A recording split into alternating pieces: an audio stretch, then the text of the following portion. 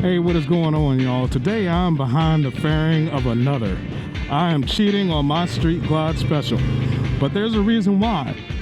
I'm here to tell you why I believe that the Lowrider ST may be the most underestimated motorcycle in the Harley Davidson lineup. I know I underestimated it. I hope you stay around and check out why I think you should consider this bike. Let's go.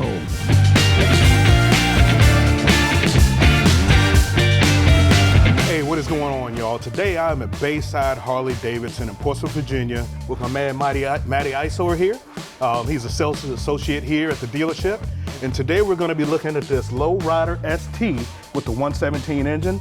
And I'm going to talk to you a little bit about why I maybe underestimated or undervalued what the Lowrider ST brings to the Harley lineup. Obviously, there's a diversity of bikes, a number of different bikes that you can choose from, but it's all about following what actually works for you and what will give you the best ride. And that's what we're going to talk about here in a little bit. So, Matt, like we were talking about a little bit before we got into this, you know, I really underestimated what the Lowrider ST brings to the lineup. Mm-hmm. And, you know, obviously in looks, I mean, that goes without saying, but then also in terms of function and stuff like that.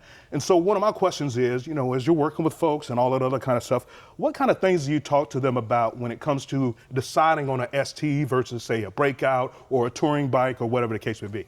Okay, so the biggest thing that I discuss with potential customers who are looking at the Lowrider lineup, whether it's the S or the ST, is whether they're going to be riding two up or not.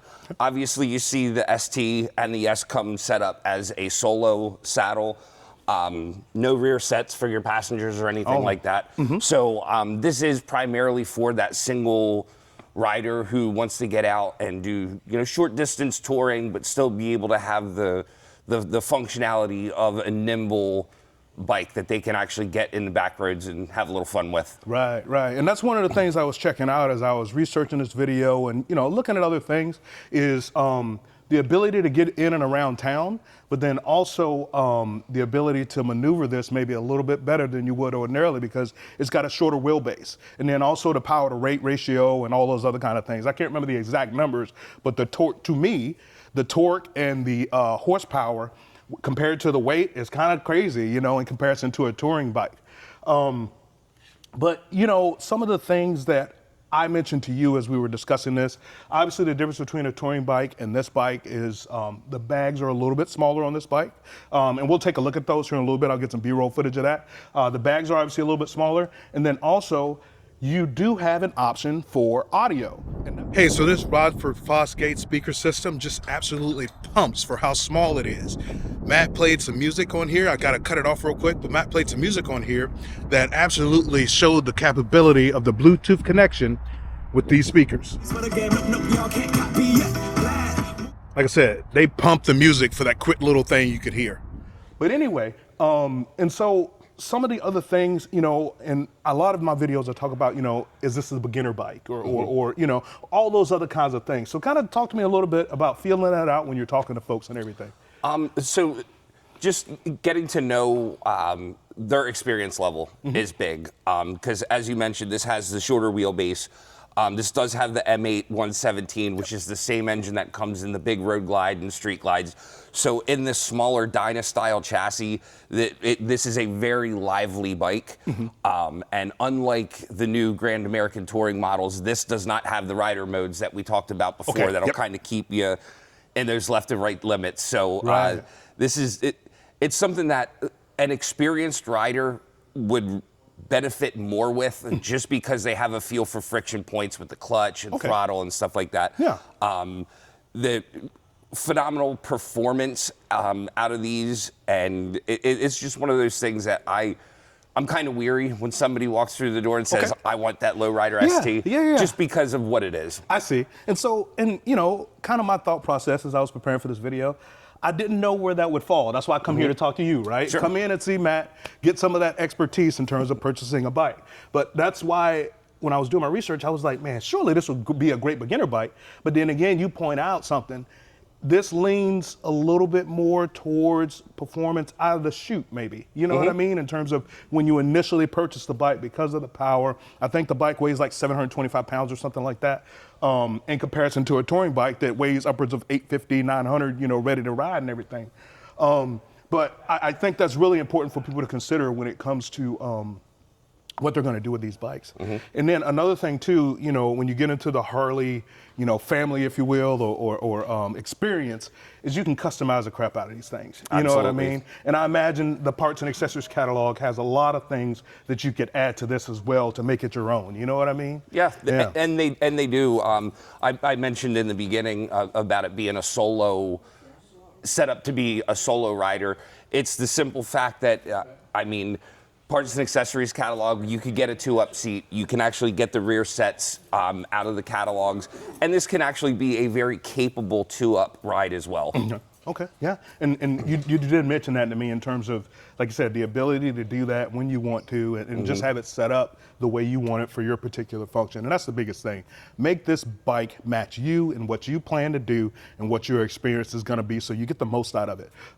You're talking about between like a $3 and $4 grand difference depending on what paint scheme you get between this bike and a touring bike.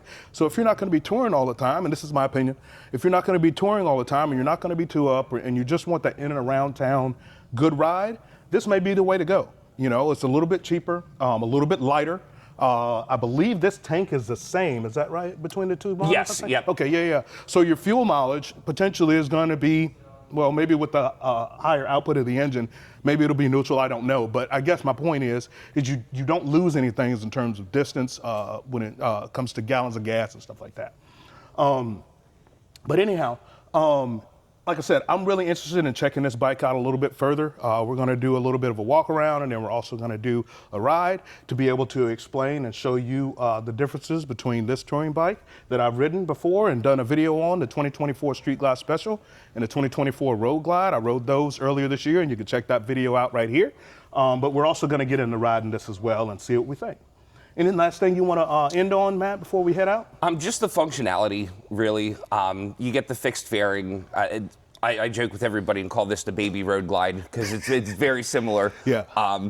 But just like anything else, this is a very modular bike. I mean, when you get in here, the clamshell saddlebags, there's quick releases and stuff like that. So it's very easy to get the saddlebags on and off.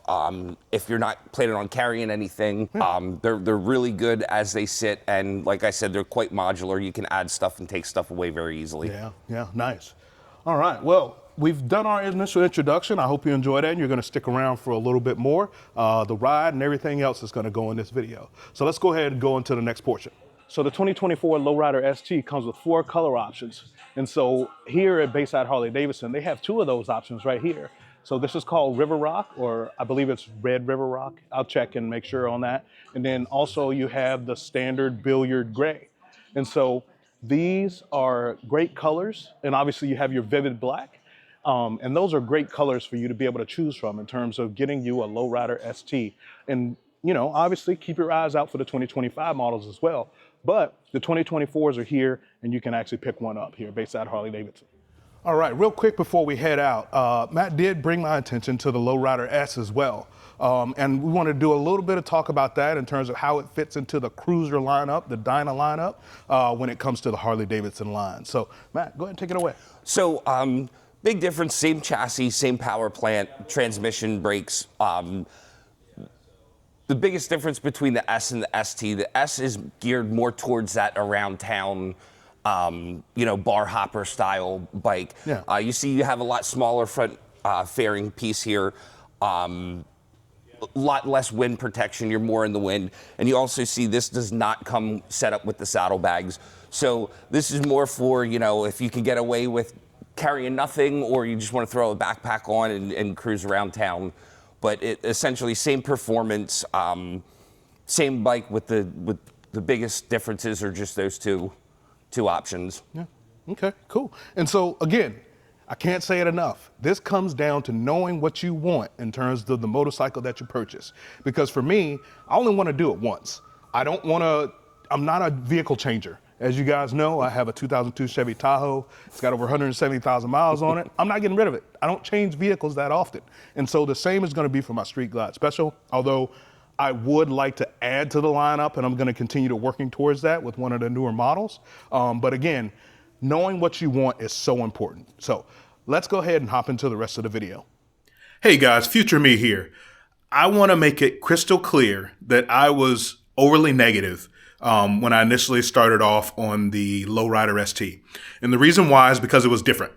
I reacted strongly to the positioning of the foot controls being different, and I talk about it a little bit later in the video, so stay tuned. There are things that you can do to change up the foot controls. And so because they felt different, because I felt a little awkward, I overreacted. But don't let that change your mind or opinion about the rest of the video. Stay tuned. This is a great bike, like I said, but stay tuned because it comes off overly negative to begin with.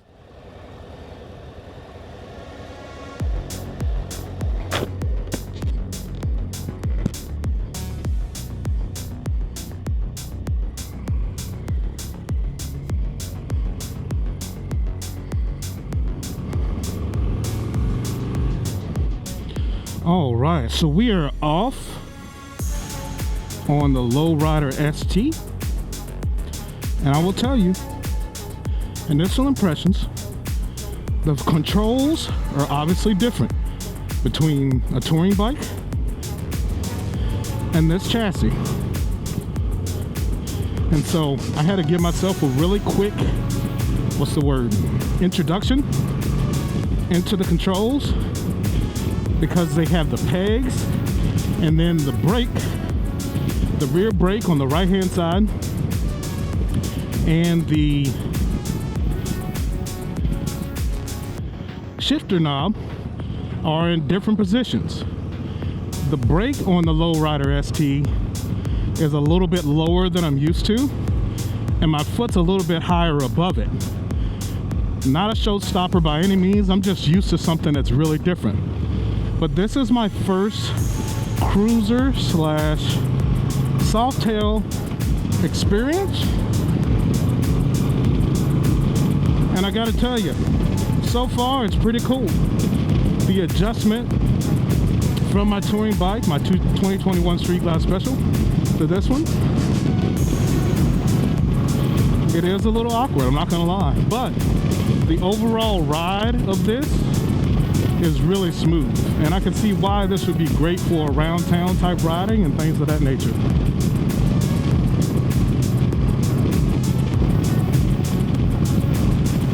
And so some of the features, you have a 2.1 LCD screen down here, 2.1 inch, and so it has your RPM, your miles per hour, and you can cycle through that with this button right here on the right in terms of the information that's available to you.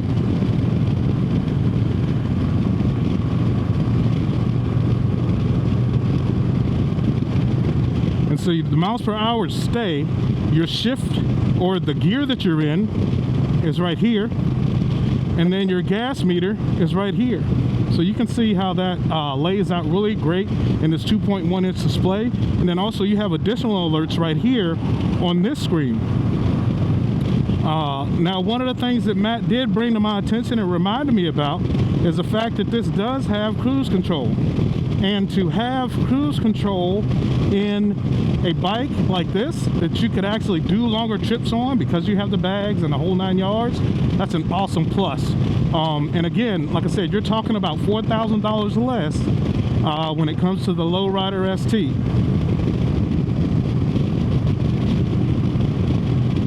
All right, and so a few minutes ago he was showing me some of the maneuverability of the bike, and so I'm going to get into that a little bit as well.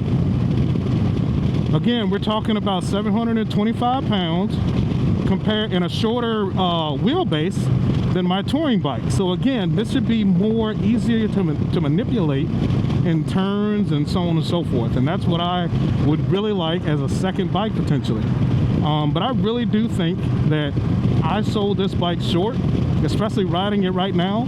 Just because it's different doesn't mean it's wrong. But I really think I sold this bike short in terms of what it is that it can offer for the rider that knows what it is they're going to be doing, with this particular bike. And so, and I can feel that torque. And so the torque figures and the horsepower stock are higher than a touring bike. You know, obviously if you want to customize your bike like we talk about all the time, you can. But again, just knowing that the features are stock, there's the indication right there that I'm turning. And again, I got to make sure I feel out the brake pedal and the shifter because they're different. But again, this is a nice comfortable seating position, and obviously I believe you can manipulate this with some forward controls. I'll double check and make sure if these are mid controls or forward controls. My guess is stock it's mid, but I could be wrong. For me, I wouldn't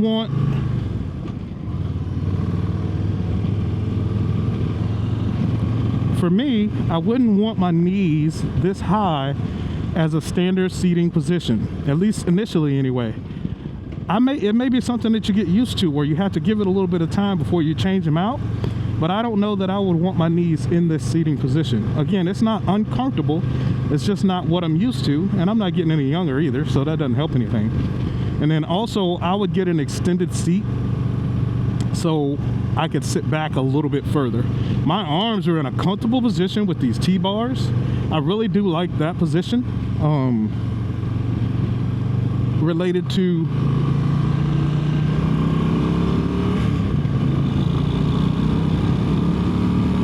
oh, she's scooting, baby. She is scooting. Woo-hoo-hoo! Boy, she was scooting with this 117. Caught me off guard a little bit there. But that was a nice smooth acceleration. I could not imagine this thing with a torque cam in it. Oh my God, I can't imagine this thing with a torque cam in it. Or even an RPM or horsepower cam. You'd have to feel out and understand and do the research of why you would do one or the other. But I'll tell you, this thing did scoot out of the chute real quick. But this is, like I said, this is a really smooth ride on the interstate.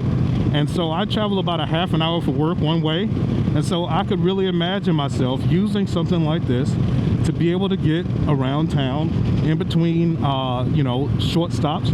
So for example, I'm going to be taking a ride down to Outer Banks Harley Davidson. I believe it's in May. They're having their bike week. And so I'm going to be taking a ride down there in May. And it's like 2.5 hours, I think, if I remember correctly. And so a bike like this would be great. You know, kind of like Matt said, you know, bar hopping, quick stops. You know, obviously you can't load it down, and you have to accept that in terms of what it is that you're doing with this bike.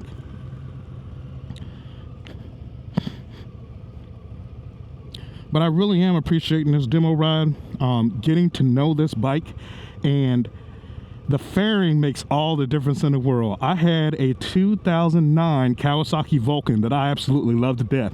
I wish I never would have sold it, but when it comes to air blocking, not getting hit in the chest by air, this fairing does a great job. And then also with this bike, you have the Rockford Fosgate drop-in system. You can get that aftermarket installed, so that way you have some music, some tunes, if that's your thing. Again, that's my thing. I like music on my rides. I would give up pipes before I gave up music. That's just where I'm at. You know, I can thank my older brother for that. I hated music as a teenager, and so he would play all kinds of music all the time. In Vogue, DMX, you name it. He played all of it, and it drove me crazy. And now that I'm older, I have a better appreciation, and have for a long time, have a better appreciation for music and what it does for the soul. But anyway, in terms of riding the bike, I am not disappointed by any means. If you are in the process of trying to figure out what you want for a motorcycle this year, I highly recommend checking out the Lowrider ST amongst the other things in the Harley Davidson lineup, and this may be a great way for you to get into a great motorcycle. And so one of the things is we don't know what they're doing for 2025 with the cruiser or the Softail lineup. So once we see that, you may be able to make a decision one way or the other in terms of what you want to do about purchasing a bike. Like I said, I think this is a viable option. It's really comfortable. I'm 5'10", my feet are flat on the ground. You can see that right there. And again, that's where I was talking about the pegs and the brake. Again, that position, I would have to check and see if I could move that forward a little bit, because this right here, although I am flexible enough right now, not everybody might be flexible enough to be able to reach that. And so there is your shifter knob right there. But yeah, overall, man, this is a great ride. I know I say this about everything that I ride. When I did the Tri-Glide video, I talked about it then too. But I could definitely see myself, if I fell into some money, adding this to my lineup. I wouldn't say no to this bike. I do believe that there are some bikes that I would say no to, but this one would be worth every dime in my mind. I really enjoyed making this video on the Lowrider ST. I'm right here with my Street Glide Special right now. But I hope it makes you make a purchase decision about what you want to purchase in the new year. I want to give a big shout out to Bayside Harley Davidson, Matty Ice over there giving me the run through on what the Lowrider ST has to offer. But I also want you to check out these two videos that I have on the 2024 Street Glide Special and the 2024 Road Glide. And then also, if you're in the mood for a trike, check out this video also. I want to thank you for watching this video to the end. I want you to like, share, and subscribe. And remember to always ride as if your life depends on it. Peace.